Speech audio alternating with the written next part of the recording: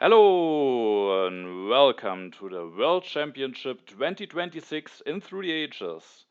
It is finally time again to take a look at the most prestigious, most important Through the Ages tournament, and with 1,152 participating players, also the biggest Through the Ages tournament of all time. We have 8 more participating players compared to the last year's World Championship, and with that, of course, I'm very excited to play in the World Championship again, but of course, also to cover my games and share them with you. Ideally, I want to make a better run than last year, where I already got eliminated in stage 5. And yeah, as you can see on this tournament page, we are here in stage 1, but it is not the currently ongoing stage because, same as in the last year's World Championship, some players got seeded already in later stages, and with my last year's performance, I got seeded into stage 3. So now, at this point, we are already down to 592 players, so about half of the players are already eliminated.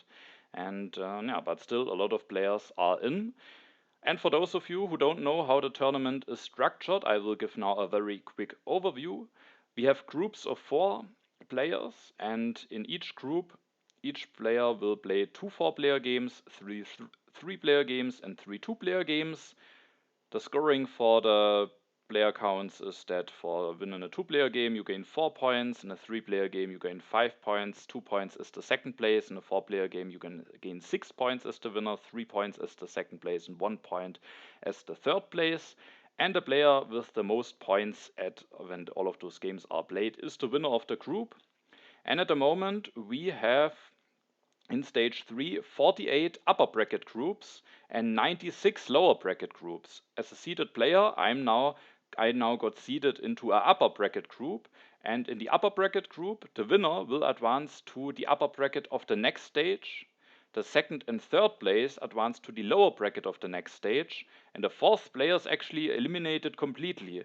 It's the last stage where the last player can be eliminated in the upper bracket. From stage 4 onwards, even if you finish last in the upper bracket, you will still make it to the lower bracket of the next stage. And then in the lower bracket, we have 96 groups, and only the winner advances to the lower bracket of the next stage. So as long as you win in the upper bracket, you stay in the upper bracket, you are allowed to one time not win a group, then you go down to the lower bracket, but from that point on, you have to win your group every time, and that will continue basically until we are in stage 8, where we are down to 4 players, and those 4 players will then play the finals. Alright, for those of you who want to get a more detailed, or who want to go more into detail, you can of course just read the tournament structure and go to the website yourself, but that will be enough for a rough overview for now. And I'm playing in the upper bracket 6 group, and before we start to take a look at the first 4-player game of the group, of course, I will now very quickly introduce my opponents to you. And the 3 opponents in my group are Jing123, drodriguez, and amaj. And until a few weeks ago, I think I didn't play against any of those players yet. Funnily though, I just, before this stage started, played against drodriguez in the Sodium Ladder tournament. And I now, at the moment, the game is still currently ongoing, playing the Australian Open against amaj. So out of the sudden, I encountered those players. But I think before that, I never met those players in a tournament. Alright, now let's quickly take a look at, first of all, how their tournament has been going so far, and also at which level they are playing, maybe in other tournaments. Jing123 was qualified for stage 1, or didn't have to play in stage 1, was qualified for stage 2, and in stage 2 he won his group with 30 points, so a very solid result. Definitely has shown that he is a good player there. In the last year's World Championship, he made it to stage 4, and it was actually quite close. I think he was only missing 2 points, and then he would have even made it to stage 5, so has already had quite a solid run in the last year's World Championship.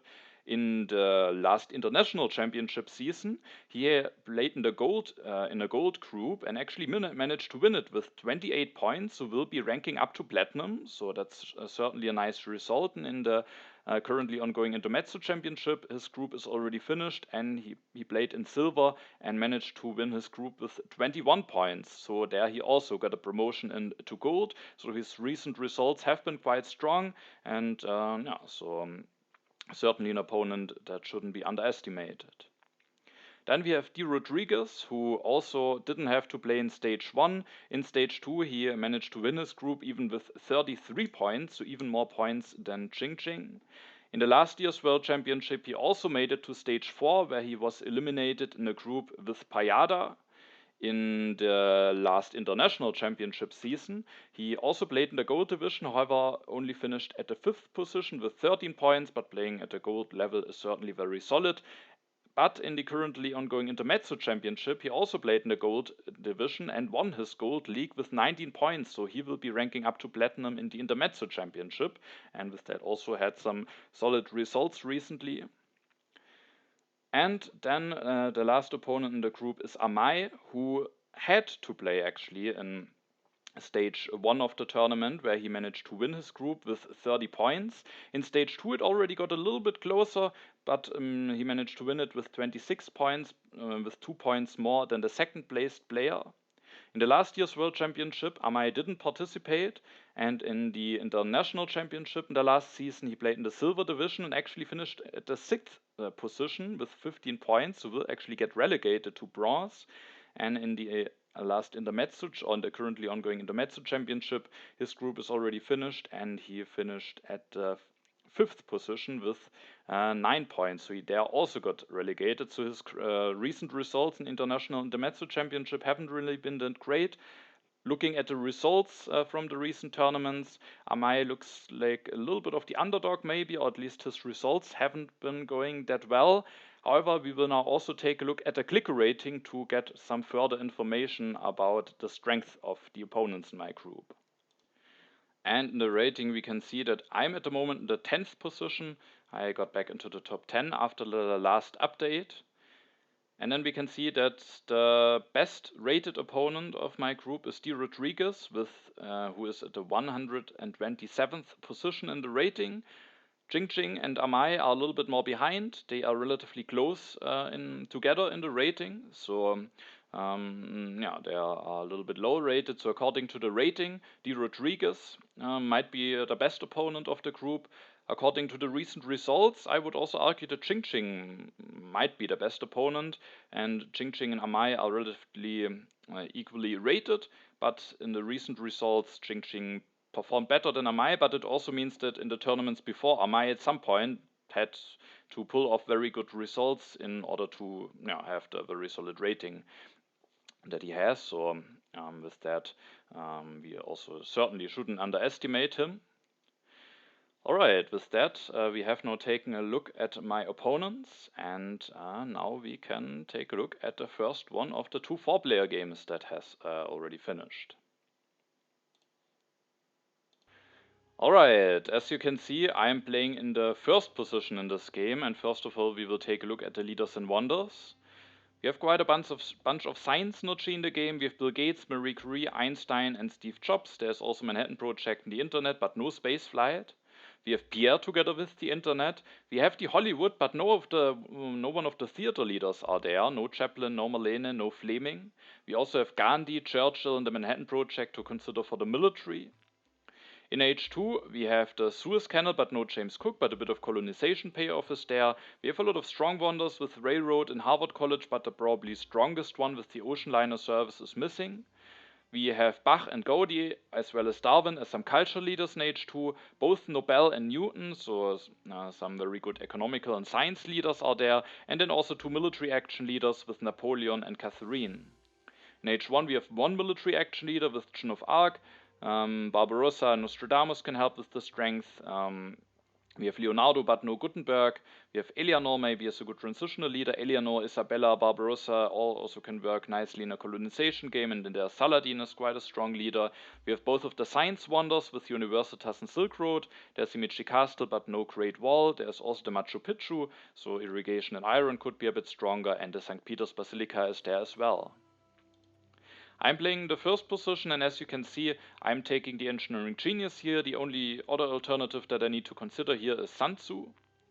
And it's maybe a solid Sun Tzu game. We have the Suez Canal, we have Barbarossa as some synergies, but there's no Columbus, no Shishka, no Genghis Khan. It's not the biggest synergy. I would be playing in the first position. I would be playing against Hammurabi very likely. So I think it would be a solid Sun Tzu pick.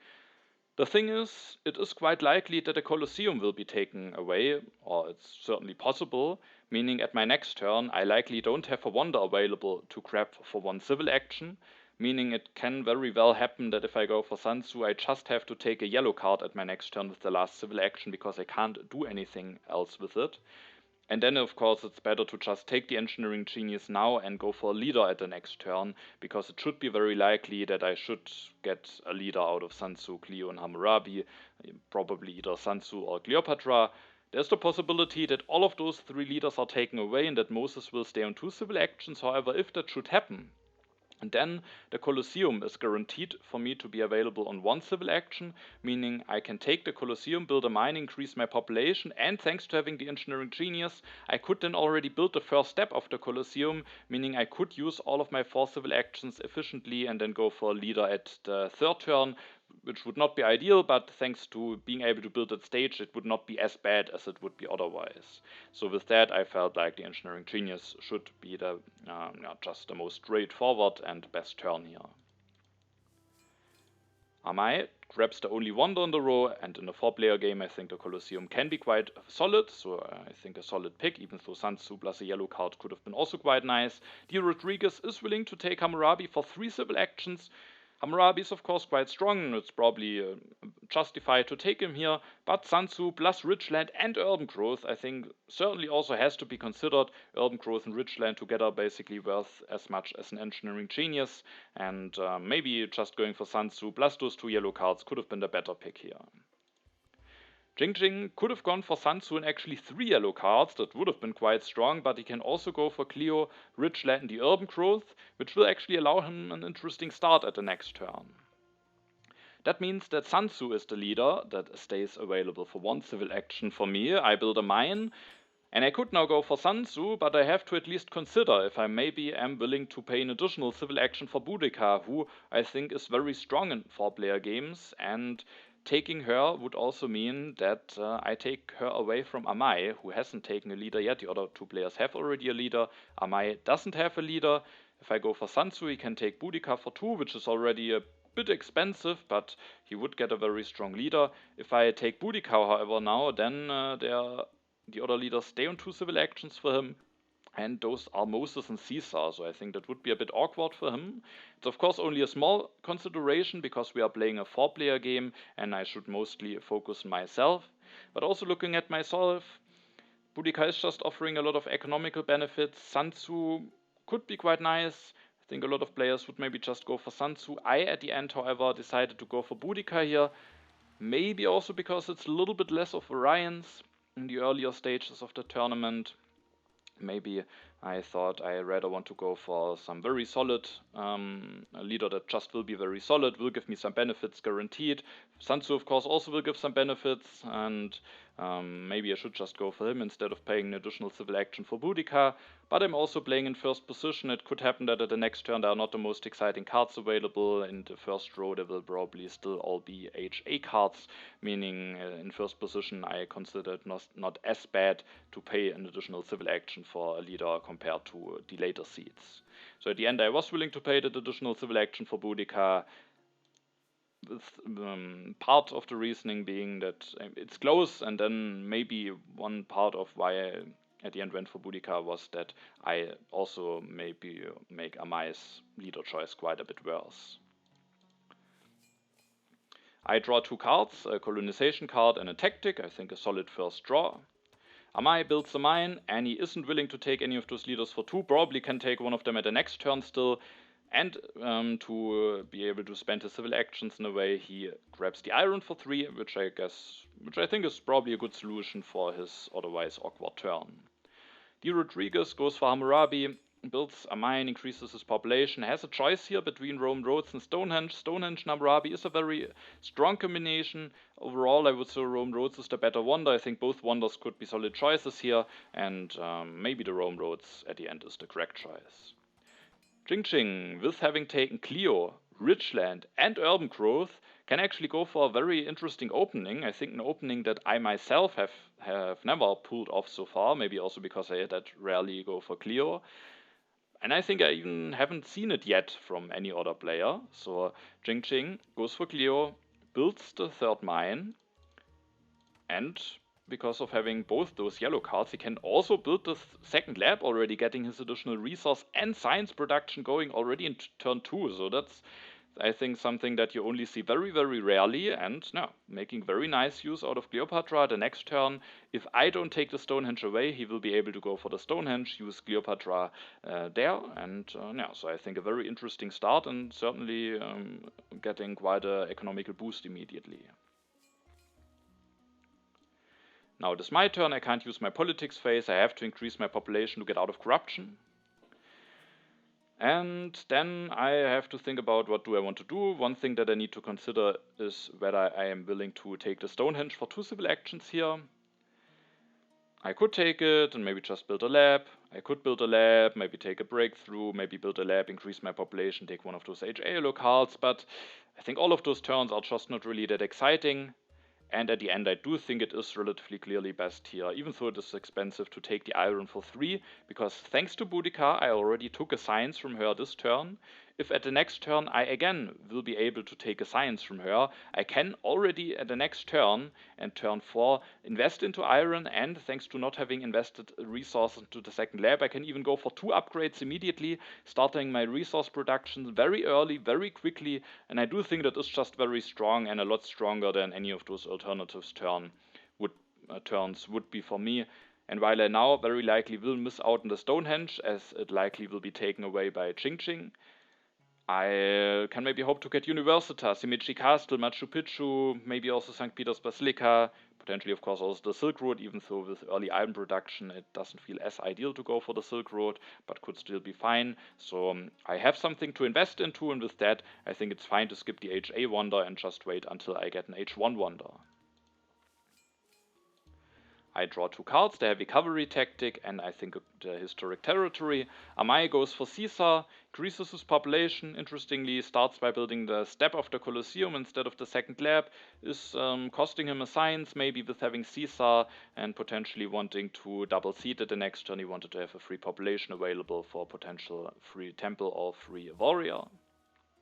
Or he maybe wants to finish that quickly and afterwards go for some aggressive play. Drodriguez takes the last copy of iron, meaning that Jing will be the player who is playing without iron. All 3 copies of iron have been revealed very, very early. Jing then builds 2 stages of the Rome roads and takes a copy of Urban Growth for 1 civil action, which he can use to build the second lab. And thanks to the additional resource, he can even guaranteed build the second lab and the Rome roads at the next turn. Jing takes the Stonehenge, uses Clio to build the first stage, is now out of the sudden in corruption because of the blue token going there and it not costing any resource thanks to Clio. He then increases his population to get out of corruption and takes the breakthrough, a very solid turn I would say. Now it is my turn. I again didn't want to see it because if there are some additional resources or food revealed, it would cause some corruption issues for me this turn. And I had an interesting decision to make this turn. First of all, I will start my turn by taking those swordsmen because I have a legion tactic in hand. With Boudica, I think it's very important to be able to use her additional resources for the military efficiently as soon as I will get them. So having a military technology is an even higher priority than it would be otherwise. So I think the swordsman is just a very strong pick here, but the main decision here is maybe between now just going for 2 iron upgrades, starting the resource production very early. Of course, I could also consider just going for 1 iron upgrade and building the second lab if I also want to get my science production going relatively quickly. But there's also an alternative. The thing is, if I go for that iron production, I am relatively low in science. And there's no wonder on the row yet, so I don't know when I will be able to invest in the additional resources that I will produce with the iron. And as an alternative, there's the possibility of me now taking the alchemy, developing it, and building an alchemy directly, which is very efficient and puts me up to 3 science production immediately, starting my science production first, and thanks to that I also will have enough science very soon, even at the next turn if I'm able to take the science from Boudica, to then go into the iron after that. And because of no H1 wonder being in the row yet, if there would be Universitas or something coming down the row, maybe I would just go for the iron first, but with that not being the case, and with 2 of the alchemies already gone, and maybe there being some issues on how I can invest my resources, also there's a Leonardo in the game, I felt it is maybe the correct choice to actually not start with the iron first, even though I've taken it for expensive, and instead I indeed ended up taking the alchemy, developing it, building one, and I also don't go into consumption yet with the turn, which is nice. And as you can see, if I take a science from Boudica the next turn, I could even go for iron. And if I should be forced to use the 2 additional military resources from Boudica, now I have actually enough science to go for swordsman, which would not be the case if I go for the iron first. Then I might just need to build a warrior. Now I could invest into swordsman, which would be more efficient. I draw 2 cards, the Immigration and the Dark Ages. Amaj Seeds with Caesar opens the development of trade routes. Seeds a second time opens the development of markets. A lot of additional resources and food are revealed. He finishes the Colosseum, I think took 2 additional resources from the development of markets. And thanks to those additional resources, he can not only finish the Colosseum, but also build a second lab, gets out of corruption, and has now his 3 mines and 2 labs going. Is willing to pass on some interesting cards, though, like Alchemy and Code of Laws. Drodriguez finishes the Rome roads, and he, same as me, in addition to that, thanks to the 2 additional resources from the development of markets and the 1 from the development of trade routes, can finish the Rome roads and build an alchemy directly, which also makes it that he can go for quite a strong economical start here. Jing Jing goes for the Code of Laws. He has additional science from the Stonehenge, so I think it's very nice for him to take that. Sadly, the other players didn't take it away from him. He will then finish the Stonehenge. Now he has still corruption, so in order to get out of corruption, he builds a warrior, which also has consequences for my turn, because I will be getting the 2 additional military resources now from Boudica. So at my turn, I think I don't see it. Both of those events are not too great for me at the moment. And I could now go for iron, some iron upgrades if I would like to, and just build a warrior normally. I think I also considered that.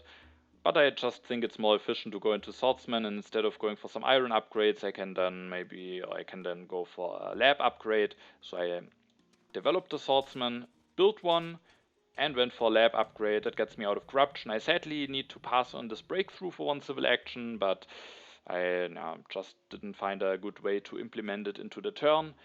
And from the development of markets, I took 2 additional resources here. It certainly could be considered to take additional food with Boudica. Maybe I need to build more military units, and the additional food could help me with that. But at the end, I went with the additional resources, because that, in case I at the next turn can again choose what I want to have from Boudica, will allow me, if I take a resource, to go for 2 iron upgrades, meaning I very quickly would have 2 alchemies and 2 iron mines upgraded, which I think would be quite strong. There's still no wonder in the row yet, so I think my decision with going for alchemy first might have been a good call. I draw the Crusades. Amaj seeds and opens the development of settlement. He will seed again and opens the development of civil life. He will use the development of civil life to develop the iron, upgrades the mine, takes the breakthrough, the bread and circuses, and the patriotism. Drodriguez takes the knights, doesn't have the science to invest into them yet, upgrades a lab, increases his population, it gets him out of corruption, and then he also takes the bread and circuses. There is a Pierre in the game, so it makes sense that both of them value the bread and circuses maybe a bit more highly than usual. Even though the Engineering Genius, I think, also would have been quite a strong card to take. Jing Jing goes for the alchemy. With that, he can use Cleo's resources this turn, upgrades 1 lab, upgrades another lab, going up to 4 science production already, so together with the Stonehenge he has really a lot of science to work with now, and then he also takes the irrigation. It is my turn now. I am the strongest, and as soon as my opponents get stronger, I can maybe with 2 additional Boudica resources build another swordsman, reveal the tactic. So I thought I have good chances to at least not be the weakest and maybe even be the strongest, and with that I was willing to seed the Crusades into the deck here. The development of crafts are revealed. That allows me to go for 2 iron upgrades, even if I would not take the resource from Boudica. As you can see, I still end up going for the resource from Boudica. The reason for that we will see at the end of my turn. I use the development of Civil Life to develop the iron. I can go for 2 upgrades. And then it's the question what to do with my last civil action. There are some interesting yellow cards. I could increase my population, and there's also finally the first wonder on the row, the St. Peter's Basilica. And as you can see, no other wonders coming down the row yet. I have this Engineering Genius A in hand that I, of course, ideally still want to use. And I just felt if I don't take the St. Peter's Basilica here, it could very well happen that the other wonders are late and that it maybe gets a bit awkward to still find the time to use that Engineering Genius, especially because I also still need a leader to replace Boudica with. So with that, I at the end decided to go for the St. Peter's Basilica. I could maybe also consider Barbarossa here, but I think if I would have the chance to take him together with St. Peter's Basilica, it could be interesting with the additional happy phase, with the food that I've saved up, but for 2 civil actions, I found it a bit expensive. At the next turn, I might get Leonardo, Eleanor, John. One of the loose leaders should be available for me, ideally for 1 civil action, and then I felt like that should be the better choice. So I take St. Peter's Basilica here. I could just increase my population, but I actually ended up taking this Engineering Genius. I could also take the Ridgeland, which I could nicely use on my last mine upgrade. However, despite now having the St. Peter's Basilica and probably wanting to use that Engineering Genius A on the middle step, meaning that I can't use the Engineering Genius 1 on any of the other steps efficiently, I still thought with my iron production and with 4 wonders still being left for me from H1, I thought it should be very likely that I will end up going for another wonder, and with that I was willing to take the Engineering Genius over the Ridgeland, despite of course the Ridgeland would maybe even safer give me the resources, but I was just very much convinced that I will end up using that Engineering Genius, and probably also not that far in the future, because ideally I would like to go for St. Peter's Basilica and one of those wonders. Also maybe to make me a bit more safe from the ravages of time, because St. Peter's Basilica is maybe one of the worst wonders you can lose from that event. Now we can also see why I took the additional resource from Boudica at the beginning of the turn, because I at the next turn have 7 resources. With the Engineering Genius A I have 9, which is 1 more than I need for the St. Peter's Basilica. So you could mean, wait a minute, you could have maybe just taken the science, but it could very well happen with the event deck flipping that, again, 2 opponents will get stronger than me, in which case I ideally want to be able to build another swordsman with the 2 resources from Boudica, but it would still require me to have 1 resource in addition to the 2 resources from Boudica, and thanks to taking the resource from Boudica this turn as well, that is the case. I can now at the next turn finish the St. Peter's Basilica and build a swordsman with Boudica, reveal the Legion tactic in case 2 opponents get stronger than me. I draw 2 cards, a colonization card and a raid. Amaj seeds, so the event deck flips now. The development of science is revealed. He could now again seed a second time. Interestingly, I seeded the Crusades. All of the other 5 events were seeded by Amaj, so he has a lot of knowledge about the event deck. Interestingly, though, he does not seed with the second politics phase. Instead, he goes for Barbarossa, uses the military action from Caesar to reveal the heavy cavalry tactic, elects Barbarossa, takes the knights, develops them with the Colosseum, plays the patriotism, and then goes for 2 Barbarossa activations. So overall, I think a very efficient turn. Is going up to 5 strength.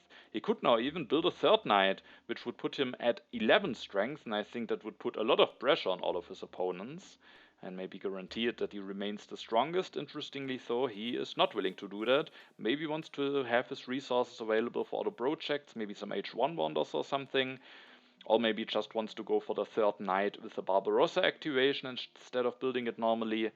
I still think, though, it could have really put a lot of pressure on the opponents, and even if he has no aggression in hand, maybe it could have been worth it, but maybe it could have also delayed his upgrades or something at the next turn. He can now go for 2 mine upgrades and use Barbarossa for the 3rd knight, so at the end maybe he felt it is more efficient, and if he has no aggression, then I think that is also completely justifiable. Drodriguez goes for the bread and circuses, and he afterwards goes for Leonardo, so he deliberately develops that before he now elects Leonardo, which then of course often has to do something with corruption, and that is also the case here. As we can see, he builds a knight, builds a bread and circuses, and he just got out of corruption, so if he would have used Leonardo to develop the bread and circuses, he would have been corrupt. Jing is willing to go for Joan of Arc, meaning that for me only Eleanor will be left out of those 3 leaders that were coming down the row. Jing then goes for irrigation, for 1 upgrade, for 2nd one election of Arc, potentially could build a religion with the resource from Cleo, but instead he would rather wants to have reserves in hand. With Drodriguez going up to 4 strength, it means that indeed I will now be able to get the 2 additional military resources from Boudica, which is quite nice. I want to get stronger now anyway with the event deck having flipped, so I think Boudica offering me some good value. We never know what Sun Tzu would have given me, but Boudica already gave me now, I think, 5 or even 6 resources. I think 5 resources and 2 signs or something, which I think is very, very solid output. And this turn I indeed will just finish the St. Peter's Basilica. Makes me a bit safer from a rebellion, and I just have that wonder out of the way, meaning I can potentially take a new one soon to use my Engineering Genius 1, and I can finish that and build a Swordsman and reveal the Legion tactic, making it that I am now at 7 strength and prepared for some strength events. I could have done that, taken Eleanor and elected her already. I can also now still take Eleanor in hand, and that is one of the main questions. Which H1 leader do I want to play with? I think Eleanor, of course, could be a very solid pick. With taking her, I would have to do some calculations, and if I realize that it's likely that I will have another turn H1, I could keep her in hand, otherwise I could elect her already. And because of the additional civil action that you get back when going for an H2 leader, I think she is a very solid transitional leader that you can get at the end of the age. However, I don't have any event in hand, so I might not be able to seed with her in the near future.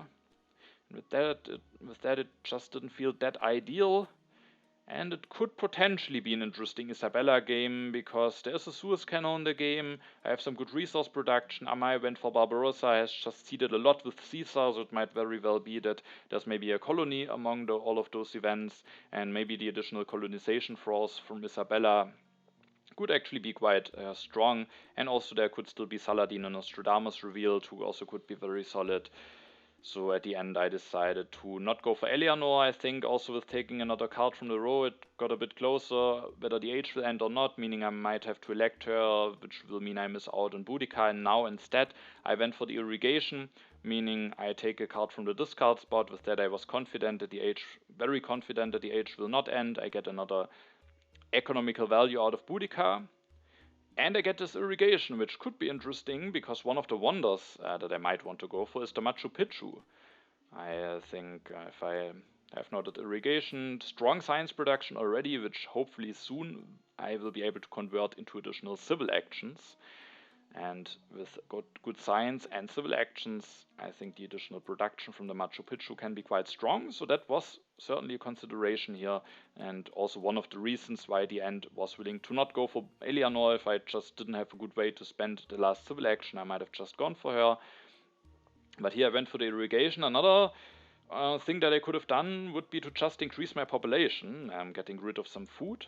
And in order to evaluate that option, of course, I need to think about how likely is it that there are rats in the deck. And as I said, all of the events that I don't have knowledge about were seeded by Amai, who actually has only 2 food saved up at the moment. The other opponents have quite a bunch of food saved up. So when we take a look at it from that angle, you might say maybe rats could very likely be in there. On the other hand, I felt like going for Barbarossa with rats in there could be a bit annoying. But I mean, he might be able to go down to 0 food. I think during the game, I just took a look. I maybe just took a look at Amai having Barbarossa and felt, With going for Barbarossa, it would just be awkward with reds in there, and with that I felt reds are not that likely, which is why I didn't increase my population. However, taking a look at how much food my opponents have, and considering that Amai very nicely can actually get rid of all of the food, and has already done 2 Barbarossa activations, I think reds are quite likely, and maybe I actually should have just increased my population. But the irrigation, of course, opens up the Machu Picchu options, and I think the wonders that I would like to get the most are either Himeji Castle or Machu Picchu. Here I have already the Alchemy. Universitas could still be strong. Silk Road with low actions and strong resource production, not that ideal. But Machu Picchu, I think, could be very viable here, and so at the end I picked the irrigation. I don't draw any cards. Amai seeds. And there are actually reds, so Amai only loses 2 food. It will prevent him from doing the last Barbarossa activations. For him, ideally, it might have been best to see this revealed immediately after his turn, but he still causes a lot of damage to all of his opponents, and it will actually be quite annoying for me, as we will see at my next turn. My next turn would be a lot easier, a lot more clean if I would be able to increase my population. So yeah, I got a bit punished here for maybe not taking as close as a look, or maybe just being influenced too much by my having Barbarossa and not just looking at the situation on how nicely he can just get rid of all of his food, maybe using Barbarossa transitional leader instead of planning to use him long term. So I got a bit punished here. Amai builds a bread and circuses, could be an indicator for some strength, for some happy face related events. Also goes up to 12 strength now, so now he is putting some pressure on his opponents, but they have now an additional turn to react.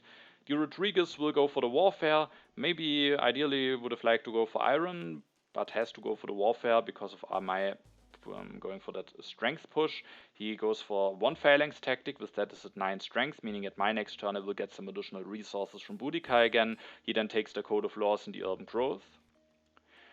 Jing goes for the knights, plays the reserves, builds a knight, builds another knight, reveals the medieval army tactic. One thing to note here is that he has Shin of Arc, is able to take a look at the top card, didn't see it, and afterwards made sure to go up to 10 strength, and at a bit of a price, because at the next turn he will lose the 2 yellow tokens and has an uprising issue, is missing 1 food to increase his population. Maybe the event will help with that, but it could also mean that there is something bad on top where he is willing to have an uprising issue at the next turn to just not get hit by this event. So I took that as a sign that there might very likely be a strength event on top.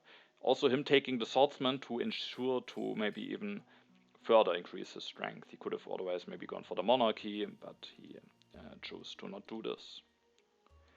Now it is my turn, and as you can see I go for Saladin, and it was a bit of an awkward turn.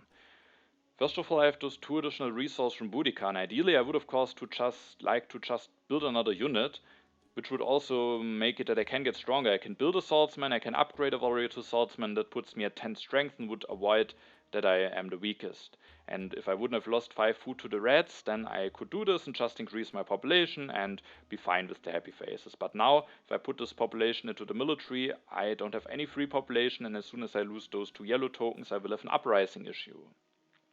So that's now a bit awkward. And I really thought about how exactly do I want to do this. I thought about a lot of options. I thought about a lot of turns where I go for Isabella and then do something with warfare or with cartography and just upgrade the warrior to swordsman instead of building a new one. I thought about a lot of options where I build the swordsman but don't upgrade the warrior. I think those were one of the main lines also with Isabella, going for Isabella, electing her, taking and developing either warfare or cartography. I think warfare was my preferred choice here. Because I can really use the additional military action, and then I build an additional swordsman but don't upgrade the warrior, so hoping that maybe I could get help from the event deck to fix my uprising issue, and if not I can just disband the warrior. Again, not ideal at all, but I thought maybe it's worth it if it makes me stronger than Drodriguez, and with building a swordsman and the 1 strength from the warfare would go up to 10 strength. There are also other ways to increase my strength. One of them is Nostradamus.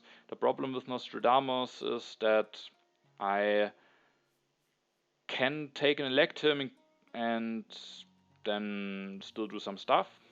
Upgrade a mine, maybe either build a swordsman or just upgrade one, only using one of the additional military resources. But again, same as for Eleanor, I don't have any event in hand, I have only 2 military actions. If Nostradamus would be in 2 as Saladin, and I could take him and take an Elect Monarchy, then I think Nostradamus could be a very interesting choice, but if I take an Elect Nostradamus, I have only 1 civil action left. If I take the Monarchy, I can't develop it, and Nostradamus I think is not a great option, even though he would be an easy way to get some additional strength. Then I considered some lines with Saladin, because Saladin of course can not only be used for the civil action, but also for 2 additional strength, maybe helping me to avoid being the weakest. But I also considered Saladin actually for the additional civil action, because there are now those wonders coming down the road. And if Machu Picchu is available, and especially if Machu Picchu is available and Himeji Castle is taken away, it could just be very strong to be able to take and finish the Machu Picchu at the next turn. In order to do that, however, I need 5 civil actions, not 4 civil actions. So Saladin, either I can use him for strength to avoid being the weakest, with Jing really putting some effort into getting stronger. As I said, I considered that it is likely that there's a strength event on top. But I can of course use Saladin also to take his civil action to then make it that I can take and finish the Machu Picchu potentially at the next turn, which would really boost my economy. And I think there are a lot of variations possible. At the end, I went for Saladin. I used him actually for the strength, but I also make sure to get 5 civil actions, and I will do that with going for the monarchy. I have a lot of science saved up. I actually have knowledge about the Dark Ages, so I could maybe wait for an H2 government form. But at the end I thought that this may be fine. I can use the strength from Saladin, making it that I just upgrade the warrior to swordsman. I felt it is just unlikely that I will get help from the event deck, so that I don't have to just immediately disband a unit again at the next turn if I now build a swordsman. That means I'm now at 8 strength, and if I take the strength from Saladin, I will be at 10, and I will not be the weakest, and drodriguez at the moment is not in a position where he can easily increase his strength. The swordsmen are gone, he can't take and finish the Himeji Castle. He could go for the cartography, but then afterwards he would still only be 10 strength and I would win the tiebreak, so I felt like if I take the strength from Saladin, might just be able to stay ahead. I might be able to go for the Himeji Castle at the next turn, and I can take the civil action again from Saladin, and and then upgrade my mine. I take the strength from Saladin, meaning I'm not the weakest, but I also have the 5 civil actions in order to take and finish the Machu Picchu. And as soon as I maybe at some point can take the civil action from Saladin again, if I would go for the Machu Picchu, I would hopefully soon be at 6 civil actions, decent amount of science, which hopefully would allow me to use those resources effectively, and the additional food. So a complicated turn, a lot of variations. I'm not sure if it was the correct choice. I could have also gone for Saladin in Warfare. There were just so many variations. At the end, that variation felt somewhat clean to me. I draw the border conflict in the phalanx. There is actually a successful enslave from Amaj against drodriguez, so that's quite influential, allowing Amaj to go for another Barbarossa activation if he wants to, and costing drodriguez a population who doesn't have a free population, so quite an influential aggression. Drodriguez would have needed 1 defense card in order to be able to defend, but he doesn't have one, and with that will get hit by that aggression, which is quite a swingy one. Amaj goes for some upgrades, is now at 6 resource production, takes frugality. The printing press is not using Barbarossa yet, but his plan might be to increase his population at the next turn with the frugality, and thanks to the additional food from the frugality, he afterwards would have just enough food to then go for Barbarossa activation, so I think that's an interesting play from him. And for the printing press, there are Darwin and Gaudi in the game, which he is both nicely prepared for, so I think that printing press in the 4-player game always a bit tricky. I'm not sure if I would have taken it myself, but there is certainly some leader support in there, especially in H2. Now it's drodriguez's turn. He lost a mine to the population loss. Is now at 6 science production with Leonardo and the Rome roads, plus his alchemies. Goes for some iron upgrades to at least still have some additional resource production despite losing a mine, and then interestingly takes the drama. With that, could maybe go for one of the theater leaders. Now let's see if Jing will seed, and if we finally see if there's indeed a strength event on top. He seeds, And it is indeed a strength event, a Reign of Terror, so I was happy that I put some effort into not being the weakest here. So drodriguez will now lose another population, and it starts to get quite painful for him. Now after the enslave, he has to destroy another thing. He still is at 0 culture production. He has some solid science production, so he can maybe catch up economically, but it's starting to look a bit rough for him.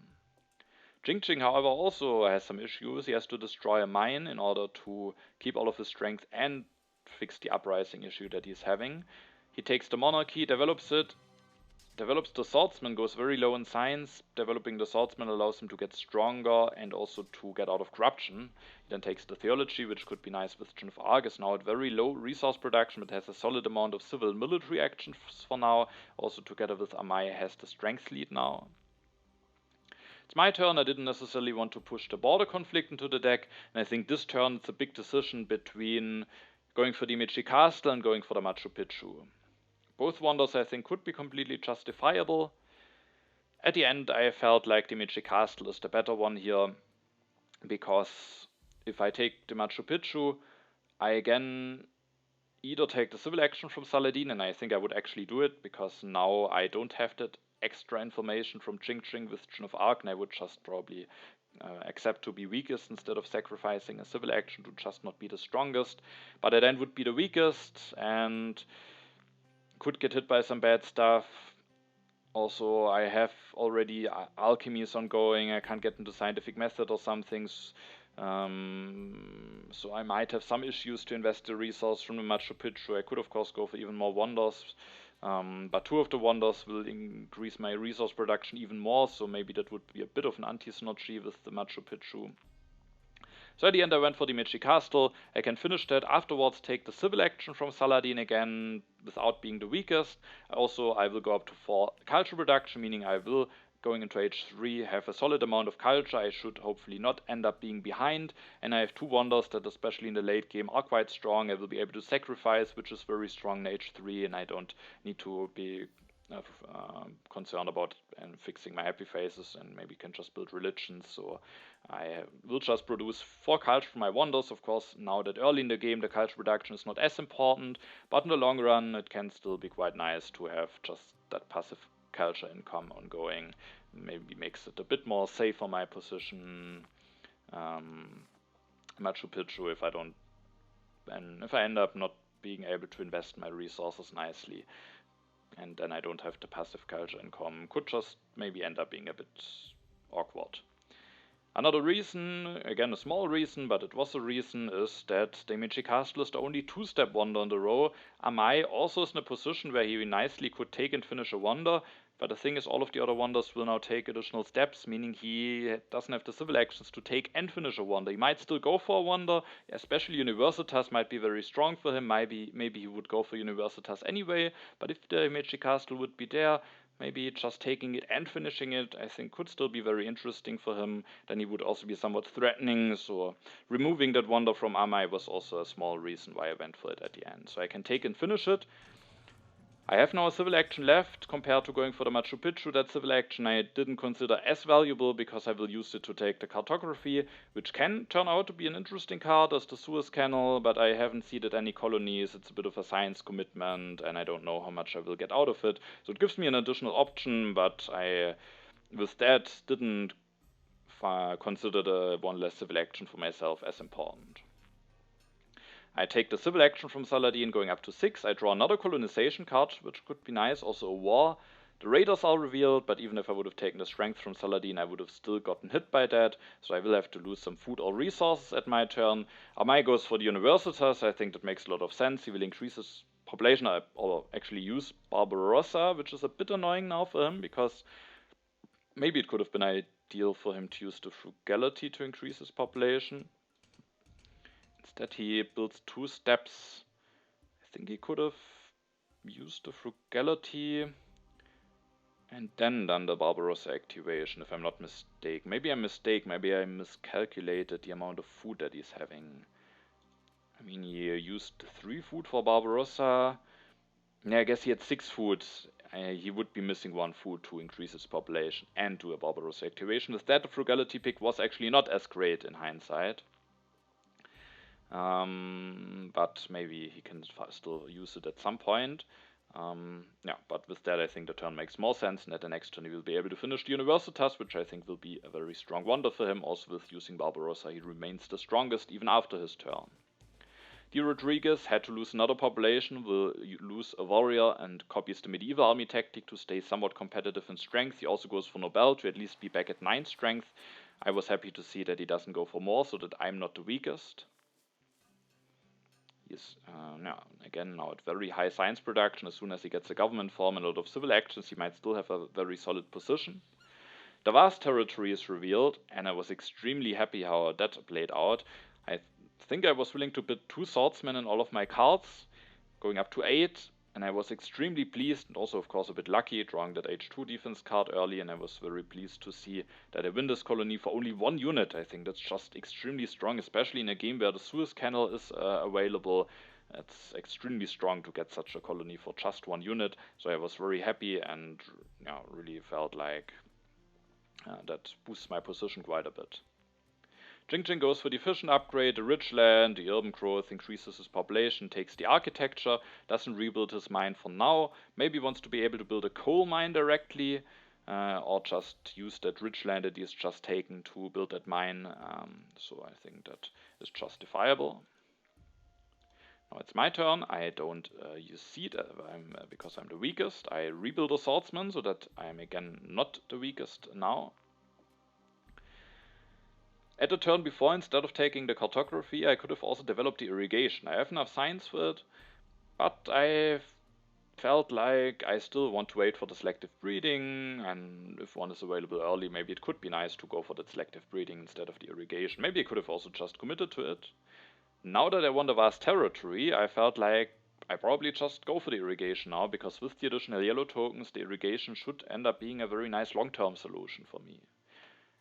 Also, I think it's just nice being able to use my civil actions that way this turn, because I can now take the cannons, take the cavalrymen. I have now all of the military techs that I need for H2 tactics, getting both of them very cheaply, which I was happy to see. And then I can go for the irrigation. I will go for 2 upgrades and I will increase my population. So I just use my civil action efficiently. I could have taken any of those leaders, but taking them for 2 would be somewhat expensive. If I go for either Godi or Bach, maybe it would be wise to take the opera together with them, but then I also need to take those cards and it just doesn't really work.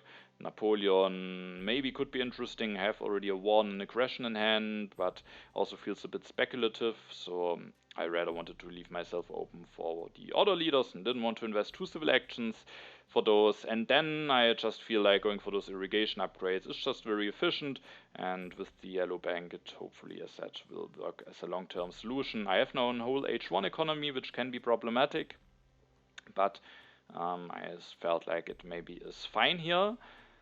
As you can see, I don't take the reserves for 1 civil action. Instead, I went for both of the upgrades and I increased my population. I could go for 1 upgrade to irrigation less, but going for both upgrades just makes it very nicely that I can from now on increase my population every turn, so that just felt very clean. I also could have not increased my population. That would make me vulnerable to some events, but one of the main reasons why I was not willing to do it is that with my position and with me having gone for an full H1 economy build, I think it's extremely important for me to go for more wonders, because I can't go for scientific method, coal, selective breeding. I mean, I can do it, but it would be very inefficient.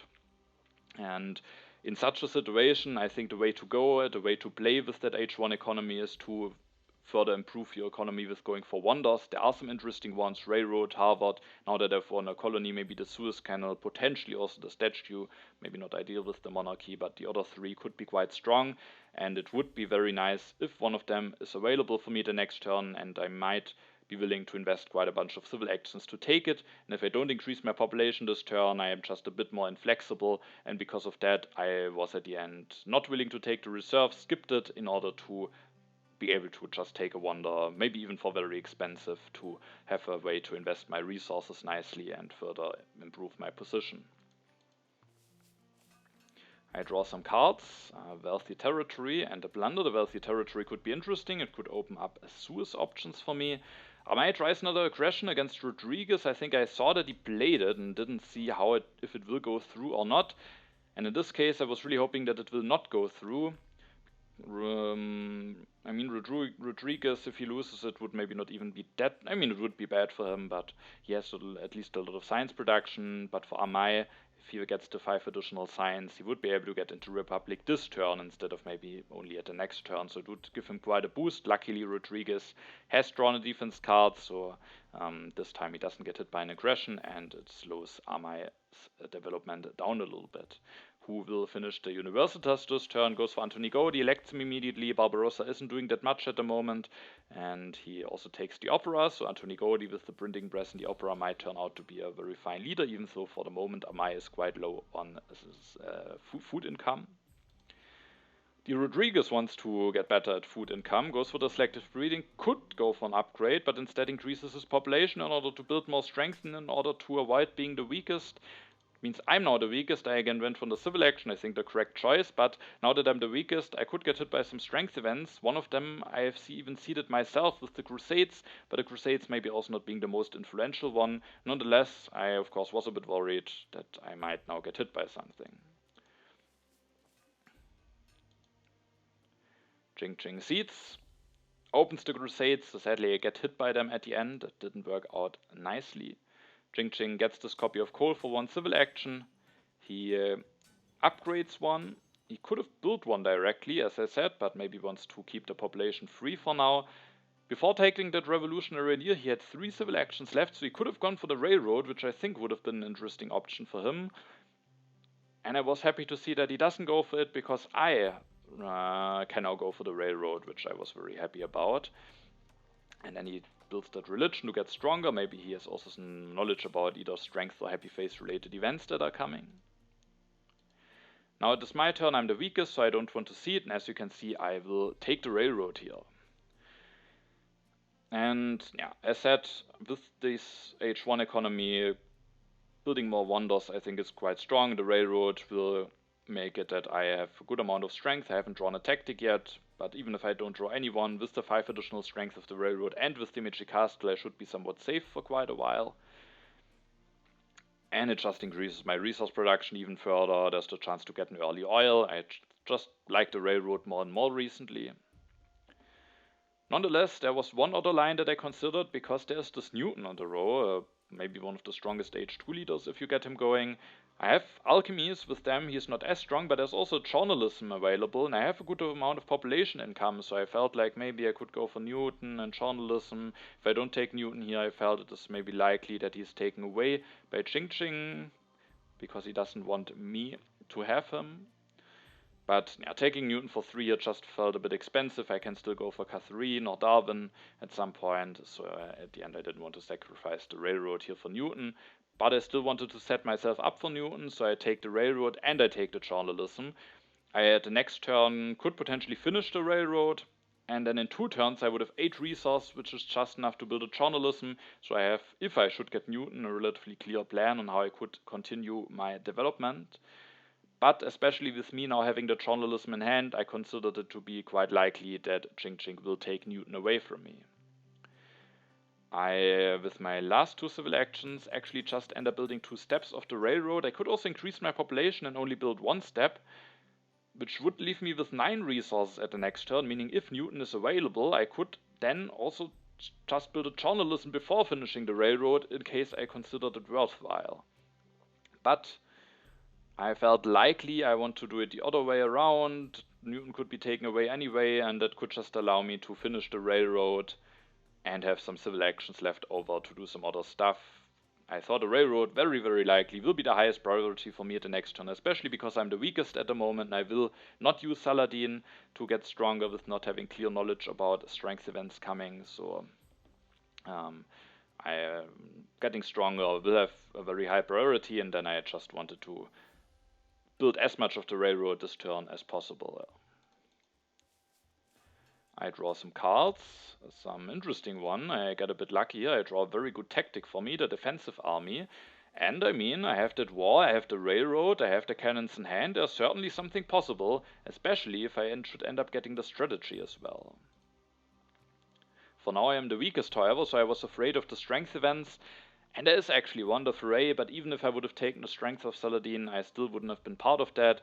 And so I have to accept that Amai and Jing will get the additional food or resources. Amai this turn can go for the Republic, can also go for the printing press with Anthony Gaudi. Increases his population because he can do that thanks to taking 3 food from the foray. Maybe he calculated that event in as well, or he for certain did because it was played by him.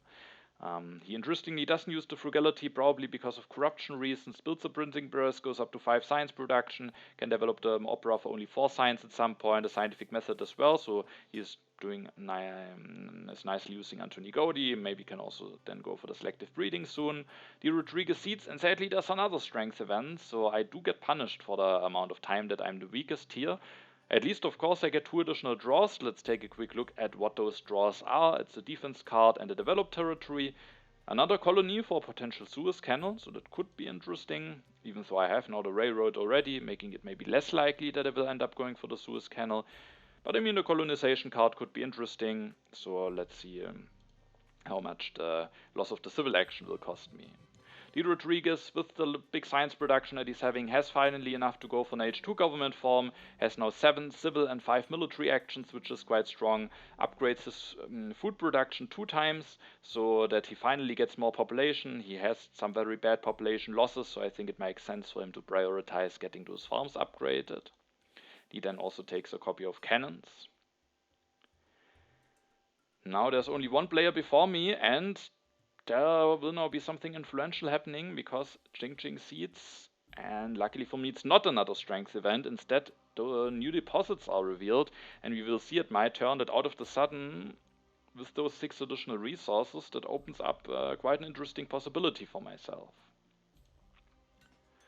Jing goes for another coal upgrade, goes for Newton, elects him, develops the theology for free, upgrades that, takes the journalism to maybe get an even bigger Newton going at some point, and then takes the navigation as well. Thanks to the 6 additional resources that I got from the new deposits, I can now not only finish the railroad, but I actually have enough resources to also build a cannon. In addition to that, Catherine is now out of the sudden available for 1 civil action for me, and despite losing the 2 civil actions to the call to arms, I have just enough to finish the railroad, take and elect Catherine, develop the cannons, build a cannon, and thanks to the additional military action from Catherine, I can reveal the tactic, and that actually gives me quite a big strength boost. And with that, I can just go for war this turn. I still have to think about if I really want to do it, because the turn after I might have the potential to go for an even bigger war. But at the end I decided to go for that war because it just allows me to use my politics phase this turn. I don't really want to push while being the weakest, especially with getting the strongest soon afterwards. And also I will now go for Catherine, and I will increase my strength significantly, meaning I can this turn in my politics phase go for the war and hopefully at the next turn use Catherine's ability. So while maybe I could have stolen an additional yellow token, potentially, I don't know it. It's uncertain if that would even be the case, but potentially I could have maybe gotten an even bigger war going a turn after. But I didn't want to wait with using a civil action, with me now maybe going into a more aggressive direction. Of course, I had to think about which player do I want to go against with that war, and sadly I spoiled it here, it will be Amai. And I think he's just the most logical target because all of the other opponents could potentially win the war. Drodriguez has cannons already in hand, has enough resources to build 2 of them, could have the mobile artillery, and with the mobile artillery win the war. Jing has no cannons, but there's 1 copy of cannons left. If that one is revealed at his turn, and if he has the mobile artillery or the Napoleonic army tactic, he would be able to win the war.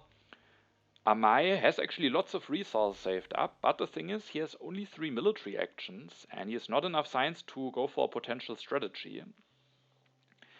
And he could have the classic army tactic, but if he upgrades to Rifleman and reveals the tactic, which takes all of the military actions so he can't do more, then he would still lose the war. What he could do is to build 2 Riflemen and reveal the tactic, which would require him to destroy 2 things, which is quite expensive. Then he would have won more strength than me, but I have Dimitri Castle. In that case, I could just sacrifice the swordsman to still win the war. So against Amai, that win is as much is very, very likely to be successful. There are always cards like Promise of Military Protection, which can, of course, change the math, but I think you can't always play around those, and you just have to take a good opportunity when it arises. So I declared war against Amai. I can finish the railroad. I can take and elect Catherine. I can develop the cannons, build one, reveal the tactic, going up to 22 strength, and I just felt that is a very clean turn. I get a new leader. Her military action, I think, will be quite useful with me going for a bit of an aggressive path right now. I can finish the railroad, also boosting my production here. And at the next turn, I mean, I don't have any more aggressions and wars. I could even just build a journalism and go for more culture production. I would then be at 8, so I really would start producing a very decent amount of culture, would improve my economy even more, and I felt like that could be nice. I'm now only at 5 civil actions, so that could be problematic, so I was hoping that maybe at the next turn I could have a chance at getting the justice system going that is coming down the road. I don't get any draws, and I was interested to see if, how Amai will react. I was, of course, hoping that he doesn't have a classic army tactic. And he reveals the Good Harvest. He, of course, as well could get the cannons, develop them, and build 2 cannons, and has the mobile artillery tactic. But even then, if I remembered correctly, I mean, I do think he could potentially win the war. I could tie it with sacrificing a cannon, but the thing is, before his turn, there are only 2 cards revealed. Before Ching Ching's turn, there are a lot more cards revealed, so I was willing to take that risk. But it was a war that had some risks attached to it. But the cannons are not revealed. Amai goes for the rifleman, goes for 2 upgrades. He sadly has the classic army tactic, but as you can see, I still win the war, and with me being able to sacrifice, Amai was not willing to sacrifice some buildings here in order to build the 2 riflemen, which would give him 2 additional strength, and would make it that he would be at 23. He, thanks to his many resources, can actually go for his war defense while also going for the statue. So with having to develop the rifleman, he doesn't have enough science to go for the selective breeding, but he still finds something nice to invest into, and is now also increasing his culture production even more. Will now lose a yellow token, but at least has gotten 3 additional ones from the statue. Drodriguez is actually going for a war of his own against Ching Ching, so I was a bit surprised to see that. Probably means that he has a good tactic for himself. Builds a cannon, builds another cannon, has the mobile artillery tactic going up to 25. I do think that if Ching Ching gets the cannons and has the Napoleonic army tactic, he might be able to win the war. Let's maybe do a quick calculation. He would then be at 28. So yes, he would be able to win the war, but again, the cannons have to be revealed, and Ching Ching has to have this tactic. Drodriguez knows that he doesn't have the mobile artillery with him, that tactic with him having the tactic, he only takes 1 card from the row, so I think a reasonable risk for him to not win this war. Maybe he has even knowledge about the Napoleonic army tactic. There are no cannons revealed. Ching Ching plays the revolutionary idea, develops the navigation. Could have probably even gone up to 30 strength if their cannons would have been revealed, because he had enough science to develop both navigations and cannons. And with that, he has to do some awkward unit building here. Maybe he can send some of those units away for some colonies, if he has seeded some. It could be with him going for the navigation. And the other good news is that the classic army has just been revealed, so he can at least go for a good tactic with those units soon. With that surprising second war happening, sadly it means that actually only Amai is weaker than me, meaning I can't really use Catherine's ability at my turn. So instead of using her, first of all I will steal 1 yellow token from Amai. And then instead of using her ability, I decided to cede the international negotiations. Soon I might be able to go for a second defense army tactic, and I was just hoping that that I at least won't get hit by it. Maybe I even have a chance to win it, so I was willing to cede it. I didn't want to cede the independence declaration because of me having a strong colony that I could lose. and the developed territory I don't want to cede against Qingqing, and I might still need it for the Suez Canal. Especially so because the autonomous territory is revealed. And when I saw that revealed, I was really contemplating if maybe I am even willing to bid a whole army for that, with or without my defense card. Because the additional actions, the ability to maybe go for the Suez Canal at the next turn, I think that's giving me a very strong boost. However, I felt somewhat vulnerable, and it would be somewhat expensive to send a whole army away. So at the end, I was not willing to do that. Also because when I send an army away, it is cleaner for me if I take 5 resources, but I can't take 5 resources because I will lose 2 blue tokens and I don't have enough blue tokens to take resources, so I have to be careful to not count on the resources and then only realize after winning the colony that I can't gain them. At the end, I was willing to bid a cannon, the swordsman, and my defense card, and I was extremely pleased. And I also was hoping that maybe that could be possible because drodriguez and Qingqing still have a war ongoing, so they can't maybe bid as high. And amaj doesn't have a lot of food income, so at the end I'm actually able to win that colony for just 1 unit. So after the vast territory earlier, I now again get an extremely strong colony for just 1 unit, which again I think improves my position here quite a bit. I was not being able to take food or resources because of my blue token shortages, especially now with having both autonomous and a vast territory, so -3 blue tokens I am on at the moment, so I take the signs from the colony. Luckily the justice system is there, which I think is an extremely important technology now for me. The civil action is of course very useful, but with having those 2 colonies, I think the 3 additional blue tokens also are extremely useful to continue the game in a nice manner. So I go for the justice system. I am now at 7 civil and 5 military actions, so that is a big improvement compared to when I started my turn, where I was still at 5 civil actions only. I then increased my population to build a cannon. I increased my population again. And as said, now that I have won a second colony and that I have the developed territory in hand, I felt like the Suez Canal could be an interesting option for me. No one of my opponents has won a colony yet. Qingqing has the navigation. Maybe if he wins his colony soon, there's a chance that he could take the Suez Canal away, or if he maybe knows that there are some colonies coming, but he has only seeded 1 event into the next event deck. So I felt I have a good chance to get the Suez Canal at the next turn. However, if I still want to go for it, and I thought it might be worthwhile, then I think I need to finish it as quickly as possible. However, even if the Suez Canal drops down to 1 civil actions, which is likely, I need to take 4 civil actions to take it and 4 to build it. Meaning that I'm missing 1 civil action to just take and finish the Suez Canal, but there's a way around that issue, and that is the architecture.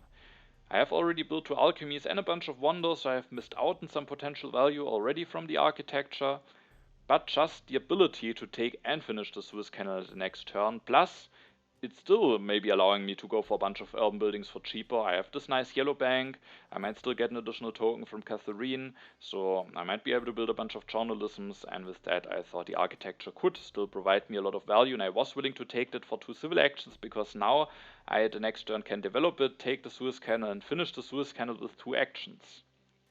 But now there were 2 main ways how I could achieve that.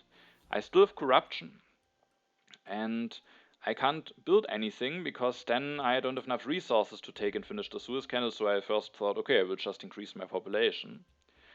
But there's one very interesting alternative, and that is to take the engineering genius, and then I have used my last civil action, but then I build a swordsman to get out of corruption.